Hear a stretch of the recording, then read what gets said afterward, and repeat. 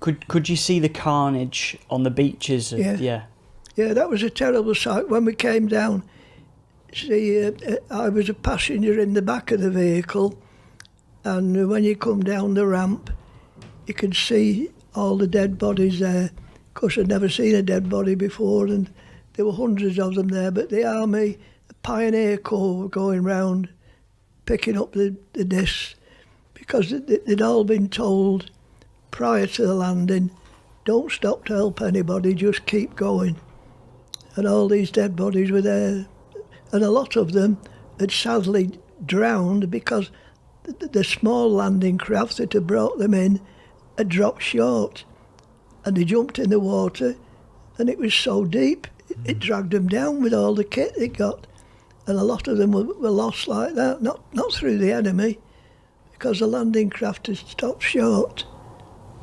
The Leggett podcast is sponsored by Montrex. Montrex is a cutting-edge sportswear brand empowering athletes across the world, built to enhance performance and give you confidence to go the extra mile. They've got some of the most incredible products at montrex.com. There is a link below this video.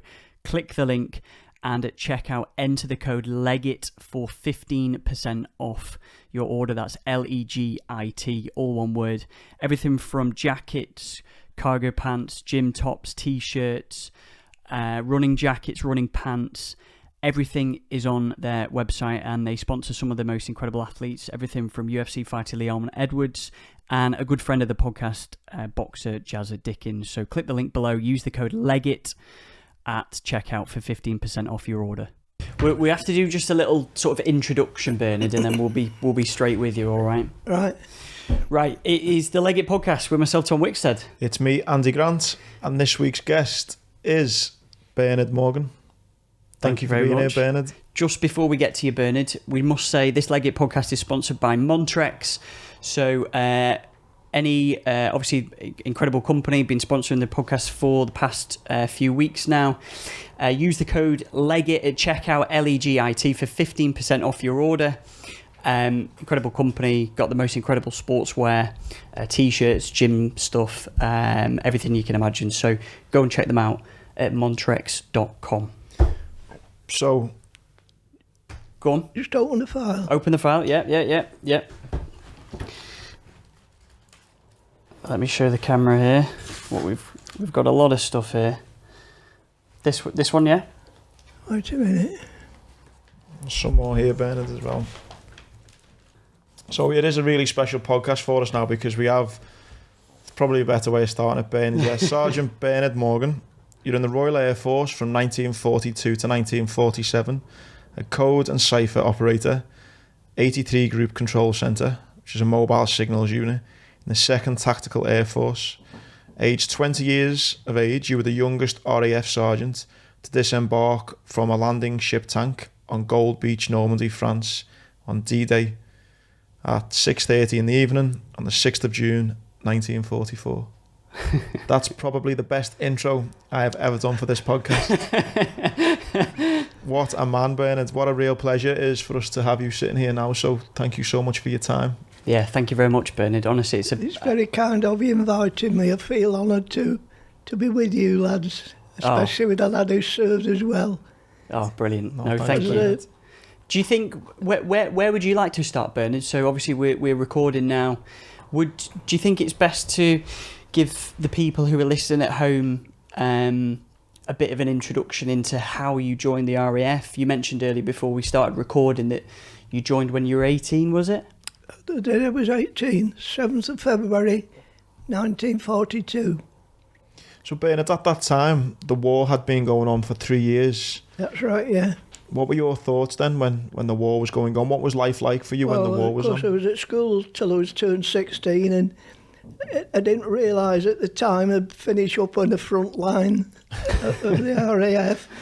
But I joined the RAF on a recommendation from my uncle, who was a squadron leader, a regular airman.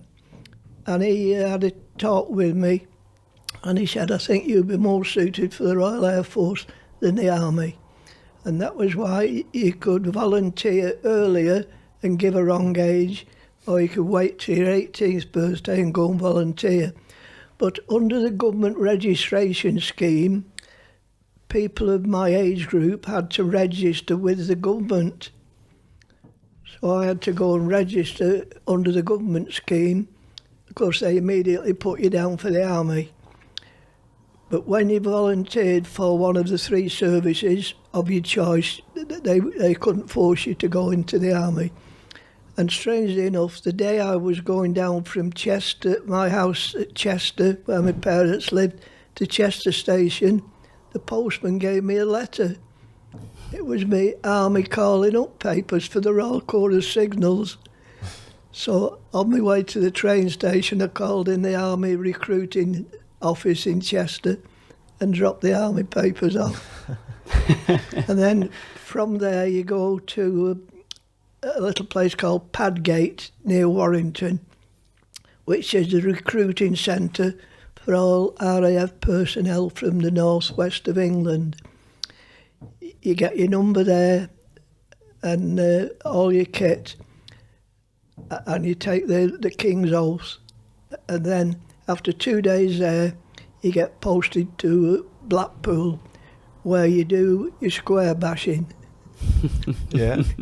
You'll understand that when I'm talking to air cadets, I have to say square bashing.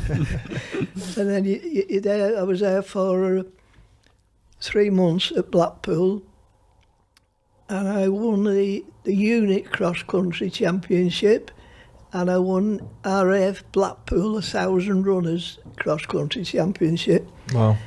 And I ran in the RAF team at Preston and at Manchester during the cross-country season. Well, in the Air Force, you get posted 2 or 3 of you together, not like the Army where you go over the same mob all the time. In the Air Force, they post you 2 or 3 of you. Well, my posting, there was only 2 of us, was on the 23rd of December, just before Christmas. Yeah. Report to station orderly room, gives you a warrant. All it says on RAF station Swanton Morley. I don't think they knew where it was, folks who were getting them out. Of course, I'd never heard of the place. So I said, well, how do we get there?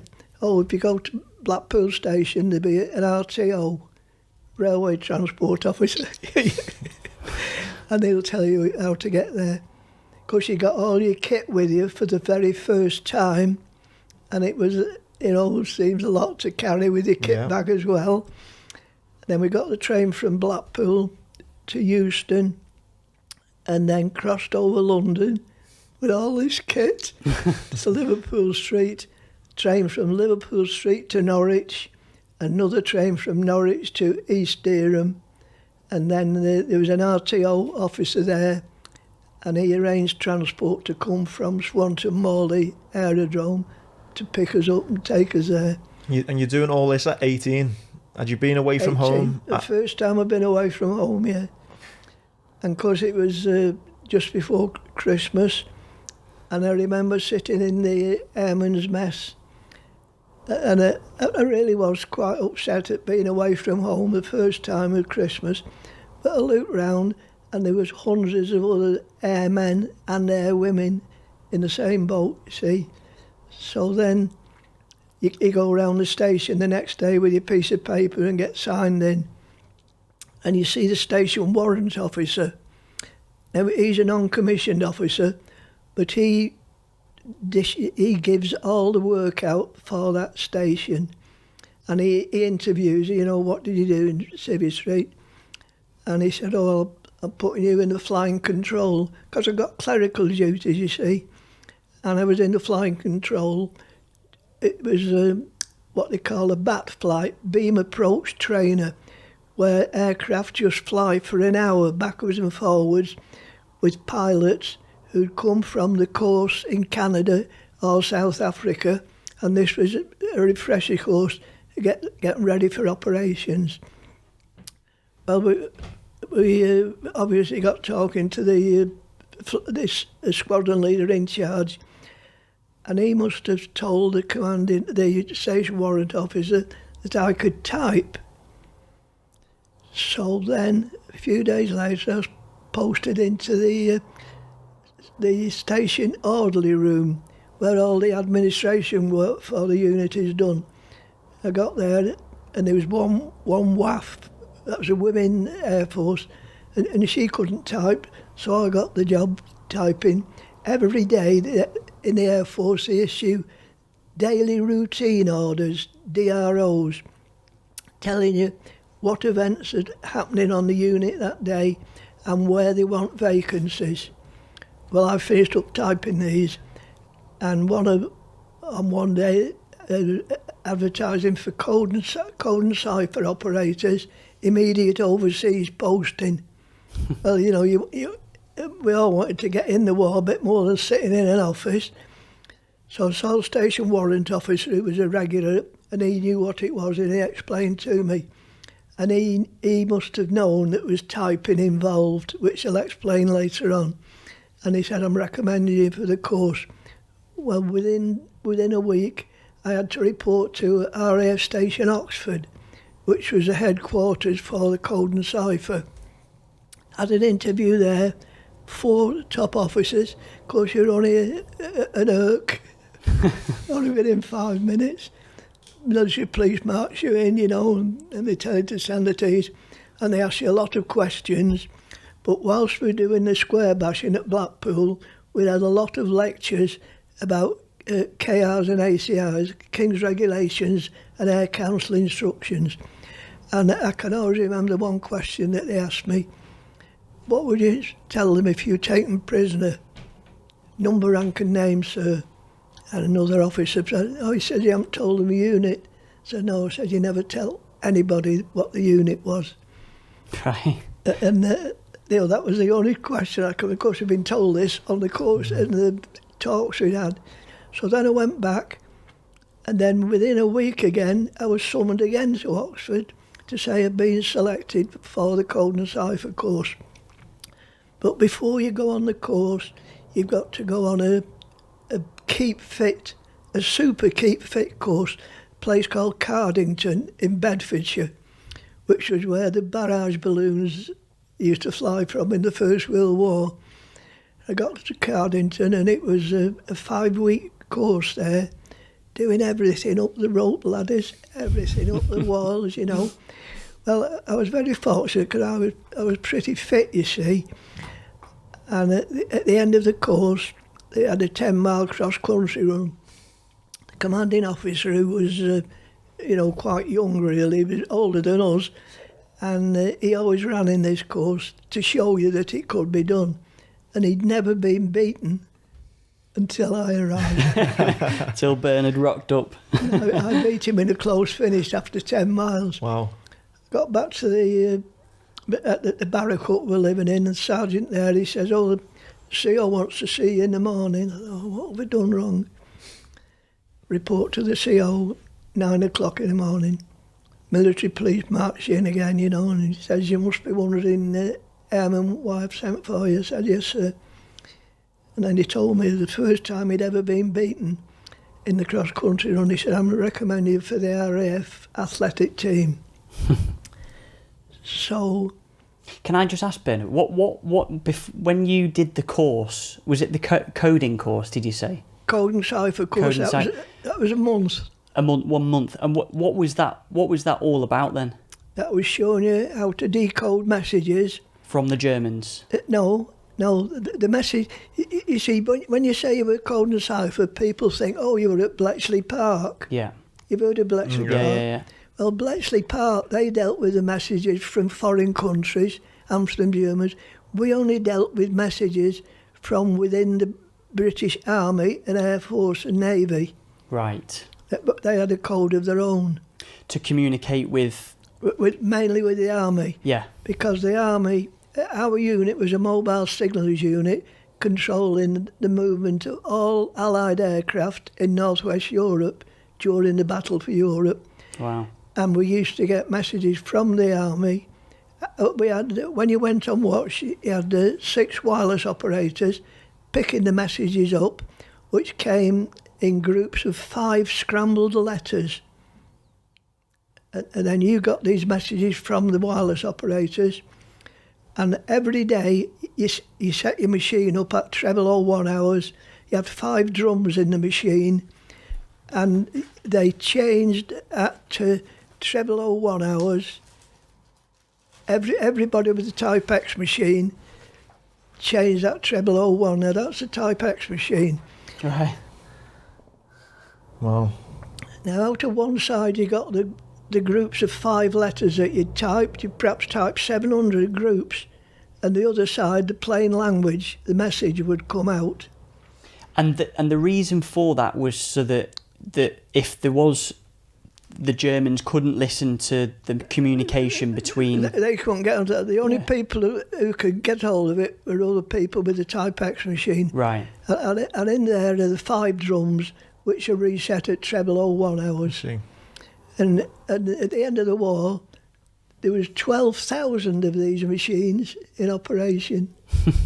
Of course, we didn't realise this at the time, but when you went on the course at a lovely big villa just outside Oxford, and there was very little security there, the only people who guarded it were us people who were on the course, taking it in turns. So when I got to the unit, saw this there, said to the cipher officer, "What's this for, sir?" He says, "That's what we use to decode the messages." I said, "Well, I've never seen one before." He says, "No, the reason they didn't have it on the course, because there wasn't enough security to protect it. Because if that got picked up by any paratroopers, so and it wasn't on the course." So he says, "Can you type?" I said, "Yeah." Of course, every time I went on watch, I got the decoding job. Yeah, of course. Because when you got the messages from the army where they wanted the aircraft, we passed them in the next marquee to our air operations officer, and he would send the aircraft where the army wanted them. So you got to do them very quick. See, these other lads, they were like, and, 2 of them were ex-air crew. They'd been grounded, called LMF, lack of moral fibre. They'd gone on an operation, didn't like it, they came back, and they probably flight sergeants, where you have a star over your, a crown over your stripes. They lost the crown, then they posted them, and they posted some to the code and cipher. They'd never been on the course. Because what you learnt on the course you never used. Because on the course it was all paperwork, numbers and alphabet letters. Nothing like the vital part there. And what happened after you finished that course then, Bernard? Where did you go after that? Did you stay with... After I'd done a course at Cardington and square bashing, went back to Oxford and did the cipher course then. And then if you were successful, you were promoted to sergeant. That was a big increase in pay from 20 pence a day to £5 a week. Right, wow. Pilots were only getting £6 a week. We were getting £5 a week because we were so near to the army, only about 5 miles behind the army, all the way to the end of the war in Europe.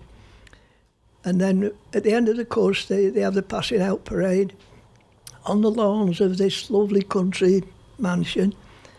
And they had a wind-up gramophone, no bands or anything, wind-up gramophone, operated by an England opening batsman cricketer, Dennis Brooks. I was interested in cricket in those days, and I knew him. And then he gave me a bunch of stripes, and you posting, and you got to be off the next day. Well, you got your uniform, your blazer and your coat to get all the stripes on them. Well, whilst we're on the course, we were in civvy billets, and of course we got friendly with the people there, and the landlady in these billets sold all the stripes on for me. Not just for me, for the other lads as well. And then the posting was to Paddlesworth. near Folkestone, just outside Folkestone, on the hills outside Folkestone.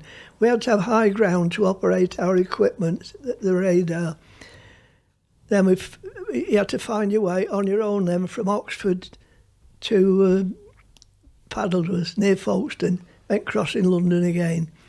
And did your parents, Bernard, know exactly what you were doing? Were you still keeping in touch with you? My parents never asked me, and they passed away and they never knew what I did. Because I was the only child, and I think they were so glad to see me when I came on leave. They never asked what I did in the Air Force. Right. And I couldn't have told them anyway, you see. And Wow. And then when you get to the unit, you go round again, get signed in, and then you go on a roster. We had a roster where it worked out you had 1 day off every 4th day, but you were still available on the exigencies of the service. It's nice to be able to use these terms. And then, of course, at the end of the war in Europe, youngsters like myself, we were posted then to the Far East. And the clever lads, oh yeah, we've got Army of Occupation in Japan. So then just going back to the invasion, we were based at just outside Portsmouth. Our unit was 1,000 airmen, split into echelons. Yeah. I have to explain that. It's all coming back to me, all this terminology. I was on A echelon, you see, which always went first. And there was 300 of us on that, not just wireless operators, there was mechanics and medical staff and admin staff.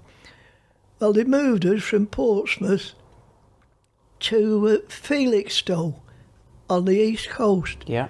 That's a long journey, that was. And that was...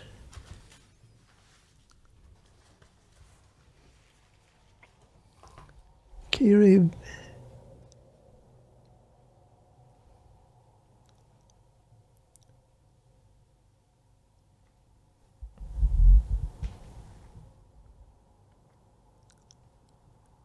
Yeah, Is this a letter? Is this a letter, Bernard? We were... you went on your roster then, but before D-Day, well, like I said, they moved us to Felixstowe. Yeah. Well, there again, you get the clever lads, oh, we'll be invading Northwich, that's Normandy. Invading Norway. That's why we're going there. You know, they've probably been in about 12 months before you, but they knew all the answers.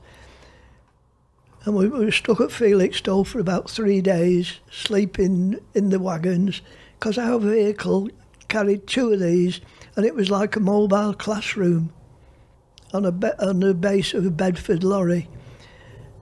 Anyhow, we got on the landing ship at Felixstowe. And did you know much about what D-Day was going to be? Not then, no. So when we got out of the bay at Felixstowe, we all expected turning left up to Norway. No, we turned right. Because the Germans thought that we would invade by Calais. Dover, Calais. Because we didn't know that at the time. I've learned that since. But there wasn't only us sent to that part of England. There was army troops there. And when you got there were loads of tanks, rubber tanks and rubber vehicles. And that was why we were sent there, to give them the impression that was where we were going to land from. Yeah, because they used blow up planes, didn't they? Blow up That's right, tanks to create the illusion if there was a German surveillance that they thought... Because they thought Hitler thought that was where we were going to land from. And that was why we were sent from Portsmouth up to there. But you had no idea at the time? No, the only time we found out, when we were in mid-channel, the officer came round and gave us those handbooks. Wow. With the French phrases in. And that's the first time you had any inkling That's the first time we knew where we were going, yeah. Wow. But and then when we got to Germany, they gave us one with German phrases in. I've watched a few D-Day documentaries, and I think the British government had asked the British public for photos of coastlines pre the war, so they could evaluate what type of gravel it was on certain beaches to get an idea of that. Yeah. Incredible, all the planning that went into it. And then there was a failed Canadian mission to, was it Dieppe? Yeah, terrible that. Where it went horribly wrong. Yeah, it's terrible that was, yeah. What was it like, Bernard, when you arrived, before you were about to get onto the boat then for D-Day? Was there Canadian troops, American troops, or was it...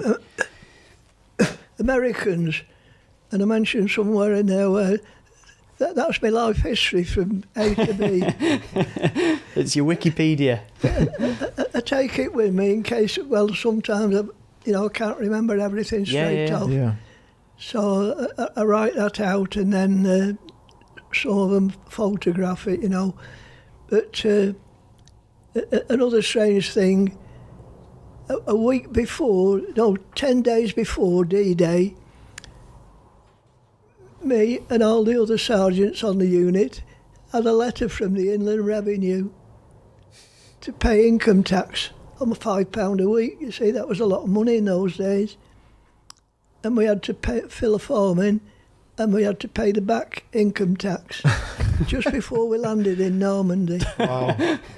Typical of this government. I always thought that I got it in my diary, you see, and then I thought, well, I've never seen it mentioned anywhere until just by chance Sheila spotted an article in the Daily Mail where you could write in, could you tell me if the forces paid income tax? Of course, it mentioned, other Peter replied, saying, oh yeah, my boyfriend and my dad he paid income tax. So I was glad I got it in my notes. You wouldn't think that possible, would you? No. And were you nervous before you got on the boat at all? You didn't know where you were going, so... No, I'll be truthful. I wasn't nervous, but... when I got on the boat, because I couldn't swim either, and I thought, well, what's it going to be like? But when you see all the others in the same position, it takes a lot of the strain off you. You see, it's a long journey on a LST, flat-bottomed, all the way from Felixstowe to the Isle of Wight, which was the rendezvous point for going down to Normandy. It says here you set sail at 10:30 a.m. into very rough sea, huge waves, 5-6 foot. Yeah, it was terrible, the weather, it was. And strange enough, I've been sick on trains and buses, but I wasn't sick. I couldn't believe it, and the food was lovely on the boat. Must have been our last supper they were giving us, you see. Of course, in the meantime, by the time we got to the Isle of Wight, codenamed Piccadilly Circus, D-Day had been put back a day because of the rough weather. Yeah. But when we got there, the harbour master there must have said to our captain, well, you can't stop here because there's hundreds more landing craft coming in. I mean, the sea's a big place, but when you saw all those landing craft, he says, you've got to go. And he sent us off to Normandy on the 5th. But you see, our equipment... You got to be on dry land to operate it. You had to have 2 generators fixed up by the Royal Corps of Signals to operate this. So we shouldn't have been there in the first place. And of course, we were anchored off Normandy, 7 miles back. That seems a long way, but they've got these guns that fires 7 miles or more. And me being the youngest sergeant, I used to get all the odd jobs. And I had to man a Bren gun on the deck of this LST for 2 hours on my own. Wow. And, the Atlantic Wall that France, they were firing over us. Our battleships, including the HMS Belfast, they were firing back, and we were under this canopy. Well, unfortunately, a lot of the shells from the Germans had been made by... Eastern European slave labour, and they'd not made them properly on purpose. But sadly, they were dropping short and dropping on some of our landing craft there's 25 miles of landing craft by all the beaches, and the shells from the Atlantic Wall were dropping on these landing craft, and you look down, you could see the others going up, and we used to think, well, is ours going to be the next one? Goodness me. How old were you now, Bernard, at this point? 20 then. 20. Yeah, it was 20 in the February. The RAF didn't take anybody in that unit if they were under 20. The youngest one had to be 20. So all your friends, all similar age, in kind of early 20s, mid-20s? Yeah, well, because you have the same wireless ops. You go on a watch, you have the same wireless ops taking the messages, and you get quite friendly with them. In fact, they used to call me Sergeant Morgan, the airman's friend. Because, we used to call each other our Christian names. Of course, with a name like Morgan or Jones, what were you called? Taffy. Taffy. And sadly, I lost 3 of these wireless operators in Normandy. And whenever Sheila and I go, we always go and look at their graves. They were 20, 21 and 22. And I think, in fact, one of them was shot by friendly fire. Really? Goodness me. In the next vehicle to where we were operating, but I wasn't on duty. And the other 2 were killed by shrapnel at a forward observation post where we were quite near to the army. And, sad to lose the 3 of them, but I go and see the graves. And I always think that when I wear these medals, I think it's these lads who should be wearing them. And, it's sad to see them. Yeah. What was there ever an indication then that, when you're on the boat for D-Day, that D-Day was going to be as big as it was? No, no idea. So you had no idea what you were going to be going into? No. See, when we got to the Isle of Wight, it was just covered in boats. All the sea around the Isle of Wight, covered in boats. And then, of course, when we set off for Normandy, then I got a bit worried then when we set off, because in those days, people never went abroad for the holidays. And they were going to France, But then, of course, we were there too soon. Because when we landed on D-Day, we went to a little place, a collecting post inland, like a big car park. Yeah. And there was army vehicles there as well. And we were stuck there for 3 days. We couldn't move to our first operational site till the 9th of June. Because by then they got an airstrip laid, you see. Really? And that was when we started working. But on the way to our first operational site at a little village called Bazonville, we carried a Bren gun in the cipher vehicle because we were all sergeants. I had to man a 3-road junction with this Bren gun. Army dispatch rider came up, stopped the cipher vehicle. He said, he knew we got a weapon. He says, "You got to man this 3-road junction." He says, "There's snipers about, so, best of luck." And of course, the hedges round this road junction were about 6 or 7 foot high, like they were in those days in Normandy. I was only there half an hour, and I was really worried. I can imagine. Luckily, the snipers didn't fire at me. And then the RAF regiment came and picked me up and took me up to the unit then. Goodness me. And I went back to this little village called Bazonville with Sheila. Well, I'd been there many times. And they gave me a lovely framed plaque and thanking me for the liberation of the village. Oh. That's lovely, isn't it? Yeah. What was so you're in Normandy now, and all the allied forces are pushing into France, aren't they? So are you sort of a bit behind? 5 miles. 5 miles behind 5 to miles help behind the army. Right. You see, the target on D-Day was Caen, which was a big city, but they didn't take Caen till the end of July. Right. And as a result, everything, all the troops were in this small area. But once they captured Caen, the army moved very quickly up towards Paris, and we moved to another operating site, a place called Villers-Bocage, which was down to the ground. Right. I've been back there since.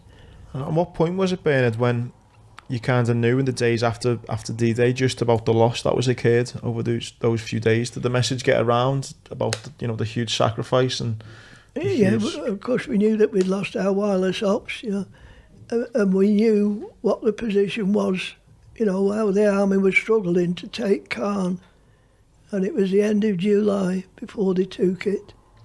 What was the kind of mood like? Because I just think back to when I was in Afghanistan and I had friends who were injured and sadly killed, and what was the mood like amongst your comrades to know that? Naturally, they were quite sad to hear the news, but that's war. You got to take a chance. But the worst the worst casualties were amongst the French civilians. Right. They lost 20,000 civilians during the Battle of Normandy, and before the Battle of Normandy they'd lost 10,000 from air raids, because that part of France was a very quiet area. And when you think of all those civilians that lost their lives, and I've spoken to people who were living around there at the time, and they said, well, that's the cost of war and the freedom that we wanted. Incredible sacrifice, isn't it? Yeah, terrible number. You can't quite comprehend, can you, the number? No, I'll give you some other numbers. No. Let me hold that for you, yeah. Now, on the boat from Felixstowe, everybody was given this copy. Could I just read this out? So it says 21 Army Group personal message from the CNC to be read out to all troops. The time has come to deal the enemy a terrific blow in Western Europe. The blow will be struck by the combined sea, land and air forces of the Allies, together constituting one great Allied team under the supreme command of General Eisenhower. On the eve of this great adventure, I send my best wishes to every soldier in the Allied team. To us is given the honour of striking a blow for freedom, which will live in history, and in the better days that lie ahead, men will speak with pride of our doings. We have a great and righteous course. Let us pray that the Lord mighty in battle will go forth with our armies, and that his special providence will aid us in the struggle. I want every soldier to know that I have complete confidence in the successful outcome of the operations that we are now about to begin. With stout hearts and with enthusiasm for the contest, let us go forward to victory. And as we enter the battle, let us recall the words of a famous soldier spoken many years ago. He either fears his fate too much, or his deserts are small. Who dare not put it to the torch to win or lose it all? Good luck to each one of you, and good hunting on the mainland of Europe. Can you remember that getting spoke at the time, Bernard? That was we got both of those. Mm-hmm. Yeah, this another message. And that was from... one was from Eisenhower, and one was from Montgomery. Eisenhower being the American... Yeah. Yeah. Montgomery was our man. Yeah. Now that's a landing ship tank, similar to one that I landed on. It got big double doors at the front, so that get the lorries on and the tanks on, and that was a similar one. So what was your feeling like when your ship finally hit the beach? Well, we wondered, where we were going. Well, of course, the military police had cleared the lanes, taped off with white tape, directing us and any other vehicles to this rendezvous point. And then when we got there, we were just waiting then to get operational. But like I said, we couldn't start operating until we got an airstrip laid. So we were stuck there for 3 days. Could you see the carnage on the beaches? Yeah, that was a terrible sight. When we came down, I was a passenger in the back of the vehicle, and when you come down the ramp, you could see all the dead bodies there. Of course, I'd never seen a dead body before, and there were hundreds of them there, but the army Pioneer Corps were going round picking up the discs, because they'd all been told prior to the landing, don't stop to help anybody, just keep going. And all these dead bodies were there. And a lot of them had sadly drowned because the small landing craft that had brought them in had dropped short. And they jumped in the water, and it was so deep, it dragged them down with all the kit they got. And a lot of them were lost like that, not through the enemy, because the landing craft had stopped short. It's awful. Again, I'm just trying to get into the mindset of what you're only 20 years of age. When you finally land on that beach and see so much death and destruction, are you scared? Are you kind of yes, then... I was very upset when I saw that.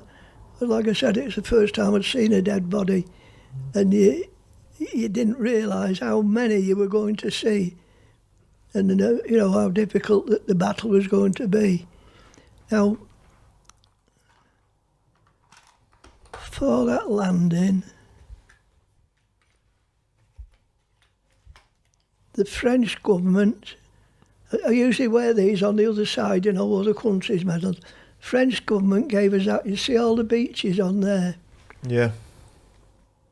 That was for all the lads who landed in the Battle of Normandy. Utah, Omaha, Gold, Juno, Sword.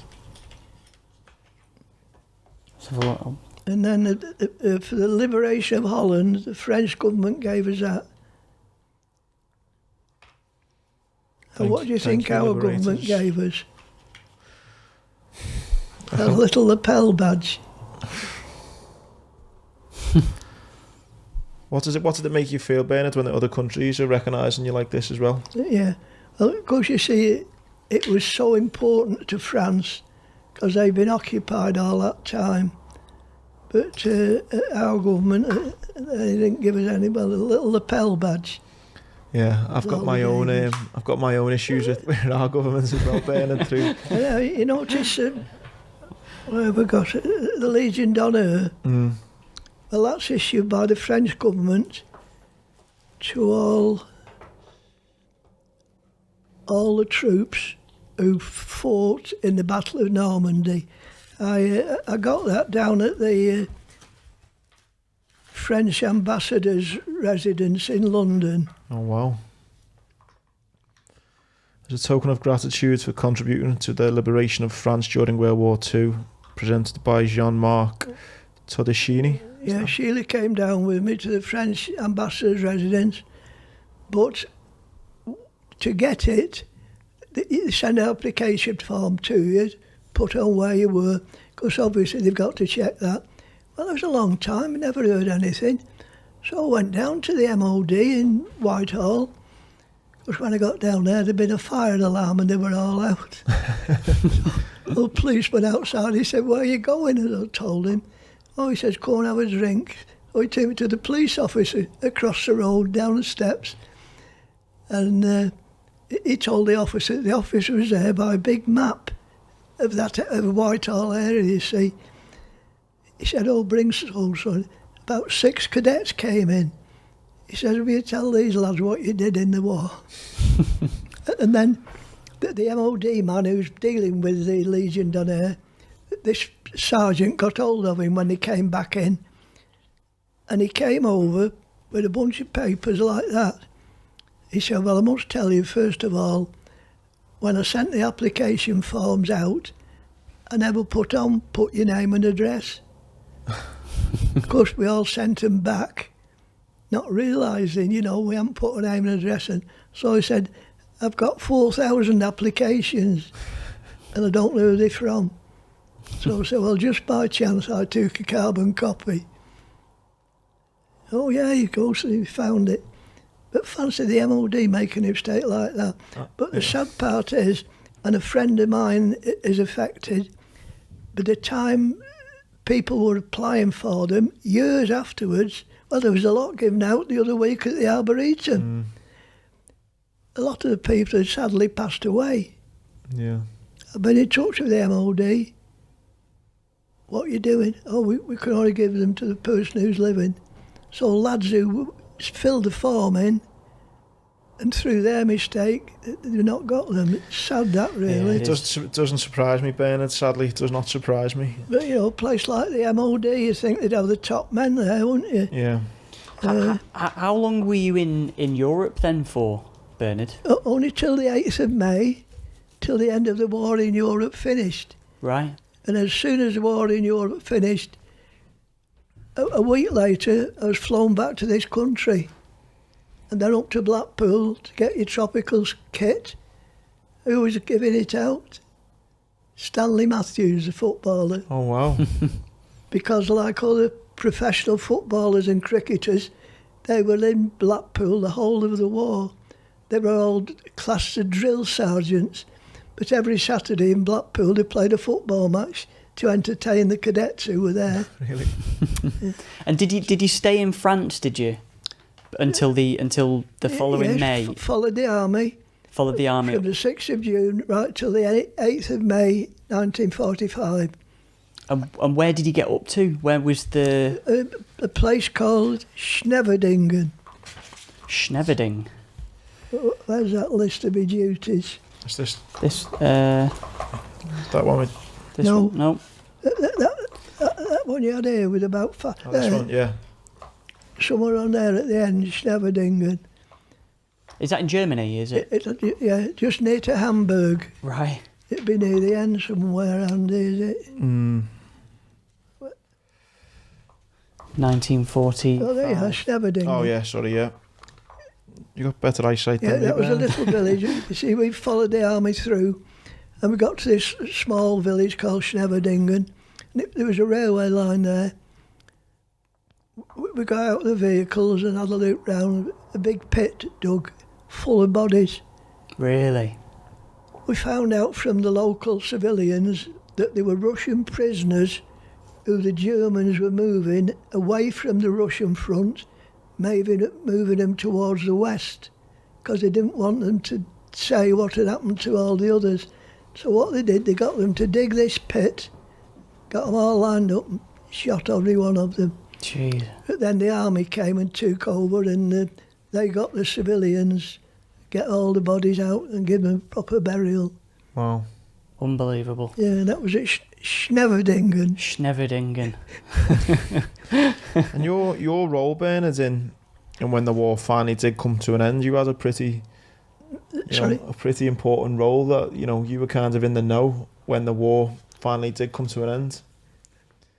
Well, yeah, but of course we just treated it as another job, People said, what a good job we're doing, but, I mean, the army, they did a good job there as well. We were in danger, but not so much as the army, even though we're 5 miles behind them. We were still in danger because, a distance these shells can fire. Yeah. Now, you like reading that? Yeah, your sport in the war years. So obviously you were a bit of a sportsman and was a good runner and a good footballer. Do you want me to pass you these, Bernard? Which one are you that after? bottom one. This one? Yeah. Oh, here we go, yeah. We got some photos here. Show that to Andy. So this is the athletic events. Oh, wow.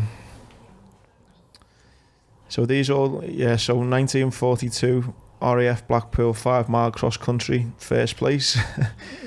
10 mile cross country, first still place. Got the medals, Really? little bronze medals. I've still got them. There's a lot of first place here, Bernard. So were you still running then over when you were at war? Were you still being able to? Yeah. I put the dates there. Yeah, because I'm just looking at the dates here. Yeah, because on our unit we had no sports officer. Most units had a sports officer. We didn't have one. Well, I had a word with the adjutant and said, is it all right if I organise football matches and cross-country running? Because I wanted to be a PTI.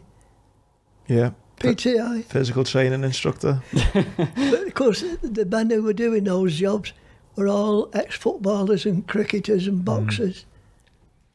Yeah, again, we've got a very similar kind of mindset because that's what my goal was. I wanted to be a PTI when I was in the Marines. I mean, so some of these runs that you're doing, 5 miles, 10 miles, I mean, what kind of... Can you remember what times you used to run 5 miles in them? them? Got at the bottom. Oh yeah, I can see 1 mile record. What was it? 4 minutes 16 seconds. For me, the world record was 4:06. Goodness me. Oh my Sydney God. Wooderson. Sydney Wooderson. Hang on. You ran 4 miles in 4 minutes 16 seconds. No, 1 mile. Sorry, yeah, 1 mile in 4 minutes. 4:16. Yeah, that was at the White City. Oh my goodness. Yeah, on the back. Yeah, British Games, White City, London, 1 mile. 4 minutes 16 seconds. Yeah. That's why my legs are worn out now. What a man you are, Bernard. 4 minutes 16. 4:16, yeah. So I ran 10k, which is 6.2 miles, in 37 minutes 17 seconds, which is the fastest amputee in the world. But that's only 6 minutes per mile, and you're running 4 minutes 16. Oh yeah, that was fit then, wasn't it? Wow, that is. I mean, what could you run 5 miles in? What was your best time for 5 miles? Can you remember? No, it never bothered timing you over those longer distances. That is incredible, Bernard. I don't know anyone who can run that fast. I've only got that time because they were all timed at the White City, and I've still got my vest, RAF blue vest, and little black shorts, the same This ones. one, yeah, same ones. You see how it's fastened? Yeah. No elastic in the war, little pearl button. So not only were you a hero for everything that you've done, you're also a far greater runner than I can ever imagine to be as I well. used to run a half mile as well. Half mile. Yeah, because after the war they had a lot of big sporting events all over the country, and they were handicap races. Well, on my times I was almost a back marker nearly every time. I imagine. And it was a shilling. That's 10 pence is that a shilling. It's a shilling to enter, but the prize money was 7 guineas in value, a chiming clock or canteens of cutlery. And, I got quite a few of those things. But and if you won a race, you went back 15 yards. So at the finish, it was you got no chance, because in some of the races, there'd perhaps be over 100 runners. Well, you couldn't get round them. No. And they had a race at Crewe, and there were 96 runners in at the Crewe Athletic Ground, and the winner was David Coleman, the sports commentator. You've heard of him, David Coleman. Yeah. Passed away a few years ago. He won it, but I was giving him about 200 yards start. So do you think you possibly could have ran faster than 4 minutes 16? Yeah. Really? Because when we were at Oxford on the Cypher course, we did our training on the same track where Roger Bannister did the 4-minute mile. Of course, you see, our training in those days, it wasn't as intense as it was, on the present day. But it was on that same track. Wow. And the tracks in those days, that one at the White City was a red shale greyhound track. And you're still running though. You're making me feel even worse, Bernard, even slower. The White City for athletics was like the Wembley of football. Yeah. And there was a full house there every time because it was all in aid of the St John's. And somehow my dad, who worked on the railway, managed to get down to each time. And what's this story about, you nearly got into the Olympics? Yeah, well, they had the trials for the Olympics, but I run against some of them in the southern counties, 3As. But during the war, and I got a medal for that, I got third. And the chap who beat me was called Bill Nankerville, the father of Bobby Davro. and he was a bit younger than me, and his time was quicker than mine. So he got picked for the Olympics. What Olympic Games was that? What year was that? 48, the first ones after the war. Well, just by chance over the years, I've done a lot of volunteer work, to get out and about in the Manchester area. And they had the games up at Manchester not long ago. There was the article, Bernard picked for the games at last. And because, I told them I've been in the selected for the others. I was just going to ask you, slightly off topic, but I read on your profile, Bernard, that you found out about the war ending. 2 days before? Sort of pretty much everyone else did. Is this one? Some more paperwork here. For anyone who's listening on the audio, we've got tons of Bernard's achievements over the years. That's it. Yeah. Ah, fantastic! Wow. So because of your role, then you knew the war was coming to an end a couple of days before. You'll see this telegram in a minute, Andy. So this is May 1945, and it says. So it says, the German war is now over. At Reims last night, the instrument of surrender was signed, which in effect is a surrender of all personnel of the German forces, all equipment and shipping and all machinery in Germany. Nothing will be destroyed anywhere. The surrender is effective sometime tomorrow. This news will not be communicated to anyone outside the service nor to members of the press. Wow. And that's for... That is the other telegram there. Yeah. There is, and that says... all hostilities on Second Army Front ceases at 0800 hours. Tomorrow, May the 5th. Work will continue as usual until orders are issued to the contrary. And operational units are to observe strictly the states of availability ordered by GCC. What did you think, Bernard, when that comes through? What were your first thoughts? Like again, we got the clever lads. We'll be off on the next plane home. We were the next plane. From those days, he landed at Croydon. That was the main airport. Of course, then we're straight up to Blackpool on special train to get our tropical gear. But I mean, at the time, though, in France, when the kind of war was coming to an end, I mean, what's that feel like, knowing that, you know, you'd been over there for that amount of time? And... Yeah, because at the back of our minds, we knew the war in Japan was still going on, you see, till the August, till they dropped the atom bomb. So we had a feeling that the youngsters... See, all the other sergeants, were all sergeants on the Codenamed Cipher section for security. Well, they were about 26 or 27. And of course, they were going to be demobbed pretty soon. So, you know, they knew they'd be back home and out. But we, you know, young ones on the unit, we knew we'd be off to Japan, probably. Wow. What a feeling that must have been to think that one war is kind of is over, but actually... It's still going on in the next one. Yeah. But when you think about it, look how the army fought in the Desert Rats. Mm. And they had them landing again in Normandy, didn't they? You know, pretty rough that was for them. But when I give these talks, you know, I always have to be very careful that I don't just concentrate on the Royal Air Force, because some of the people sat there must have had relatives in the Army and the Navy. Mm. And you see, my personal view is the lads who won the war were the Battle of Britain pilots. That's just my own personal view. But I don't want to offend anybody by not mentioning the Army and the Navy. I don't think you could ever offend anyone, Bernard, to be honest. Because, you know, they did a good job as well. What are your views now, Bernard, that, you know, on the sacrifice and the war? I mean, what are your kind of general, you know, views on it? Is it something where you're really proud? Is it sadness? No, I think about it very often, and I always think what a waste of young lives it was, and it got nowhere. And I've been to a lot of these aerodromes giving talks, you know, to the air cadets and to the regular airmen and airwomen.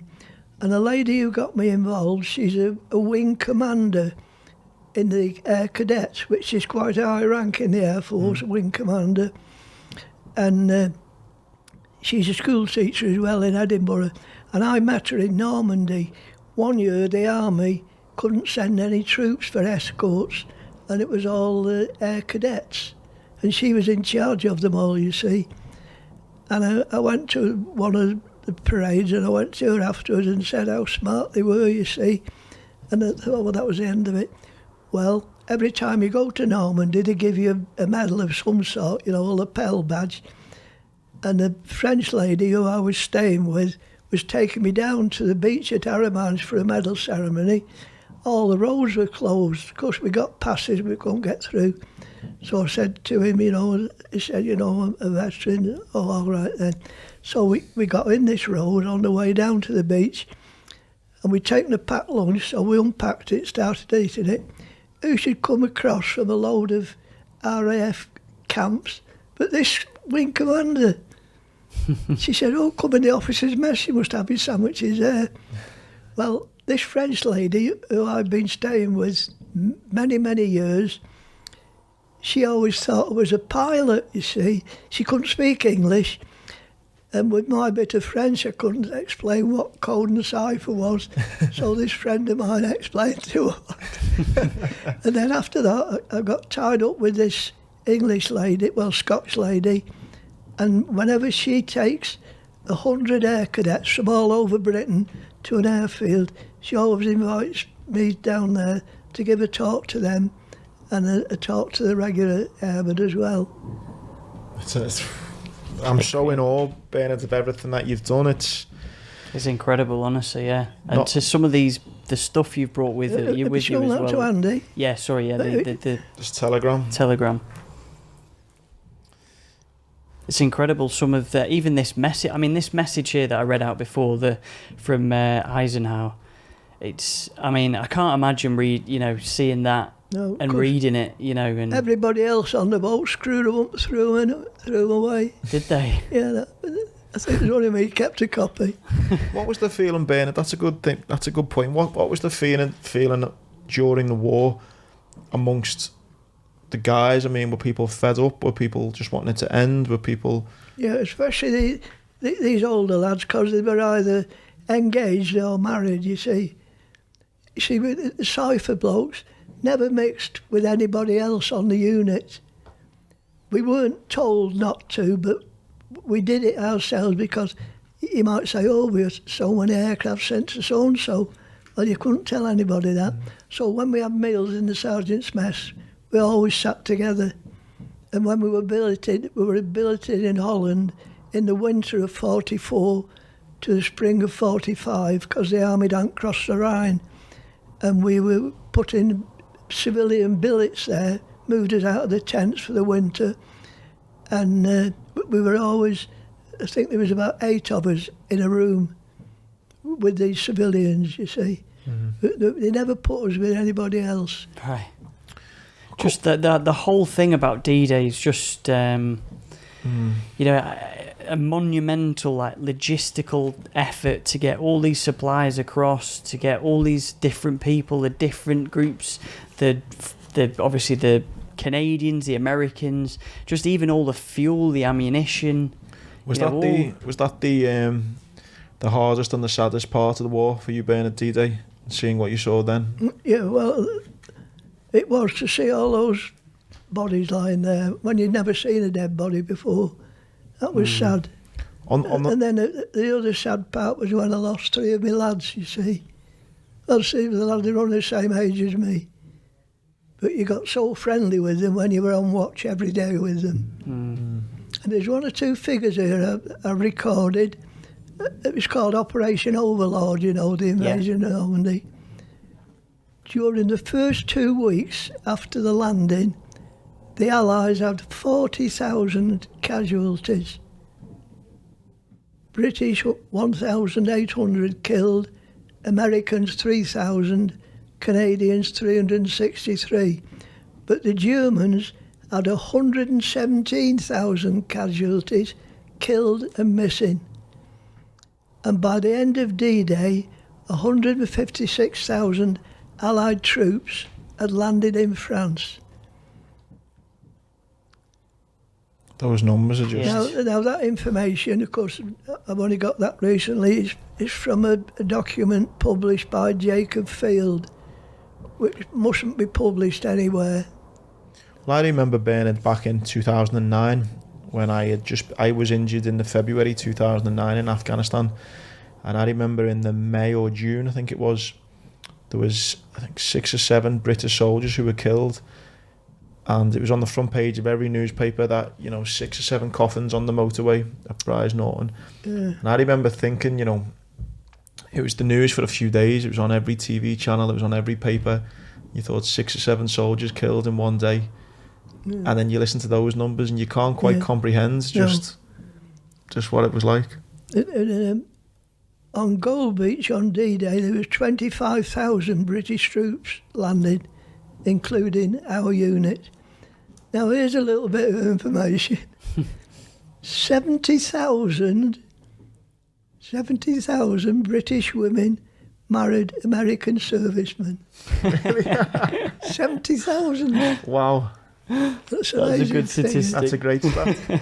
And now another little bit here. There were 20,000 deserters in London. 20,000 deserters in London. Deserters as in? Just in London. As in they didn't want to be part of the war. They just tried to. They'd been in the army or the air force or navy and come out, and there were 20,000 in London. But in Germany, there were 30,000 deserters from the German forces. 30,000. Right. Well, you know the thoroughness of the Nazis. They captured 20,000. Wow.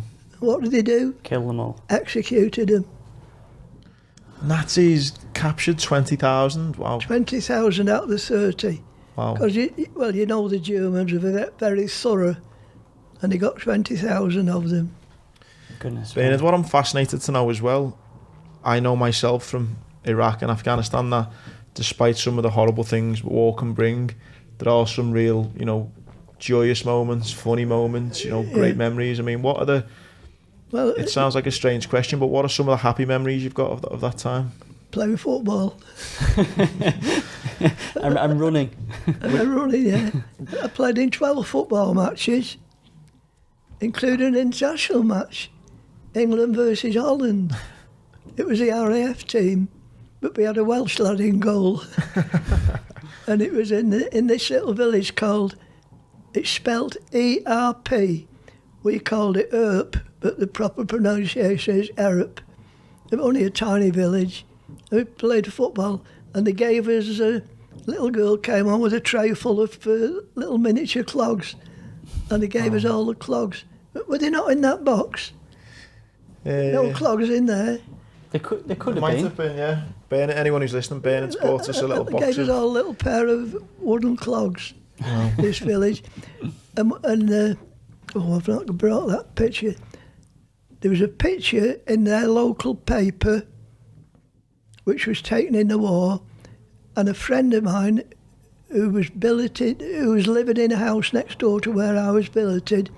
He was he'd be about 13 at the time, and on this picture with our King George and our commanding officer walking out across the school playground, and the cipher vehicles in the background, and this lad who sent me the picture, he's there with his arm across his body, and he writes to me every Christmas, and he's 90 now.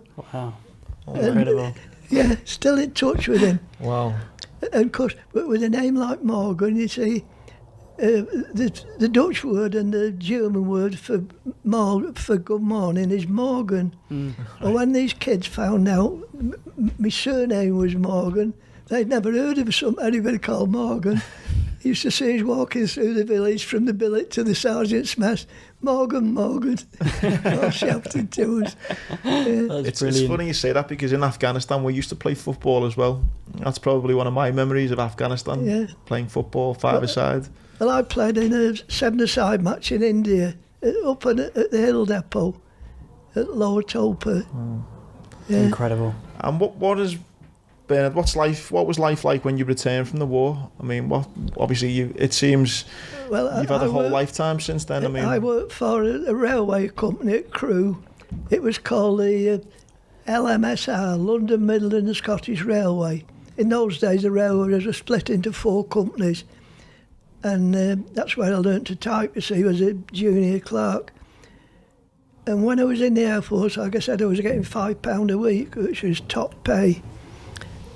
And then when it comes to demob, you make inquiries. But with volunteering, not only the railway, they told you that there's no job for you when you come back because you volunteered. And they couldn't find anyone to do your job. You're only a junior clerk. Well, during the war, the government brought a law out. Everybody who volunteered must be offered a job back. Because on your uniform, you had a little VR under your albatross. But they made us take them off because it was segregating you from the others. Because in the Air Force, in the war, anybody who joined up under the government scheme or a local one, you were called in the Royal Air Force Volunteer Reserve. You were all in the Volunteer Reserve in the war, unless you signed on for a big number of years. Then you were in the Royal Air Force. I see. But I came back and made enquiries at the railway, and it was £2.50 a week. What? Goodness And me. I was getting £5 a week. Yeah. Food and clothing found. Bit of a pay drop. Yeah, So, half. you know, I was very undecided what to do. Because I'd paid the back super an after the quarters for income tax. I'd paid me back super an, you see, to the railway. So I was very undecided. So I said to the station warrant officer, he said, I'll tell you what, you would lose your sergeant stripes. You would become a corporal, because that rank was what they call a war substantive rank. You were only given that rank because of the war, you see, because it was normally done by officers. So I said, well, how long would it take to get the other stripe back in peacetime? He said, about 10 years. So I thought, so I went back to the railway, £2.50, £2.10 shillings a week. £2.10, yeah. And where does I read about you, obviously a big football fan and work in Gresty Road. 67 years I worked there. 67 years. Wow. Yeah. Well, because the pay was so poor, you see, and I just bought a house. £1,500. Brand new house. Just built. First one they built after the war. £1,500 for a house, yeah. 1,500, yeah. Wow. And Goodness me. of course I was having a job to pay the mortgage. £3 a month. Oh, wow. Is that the mortgage? £3 a month, Yeah.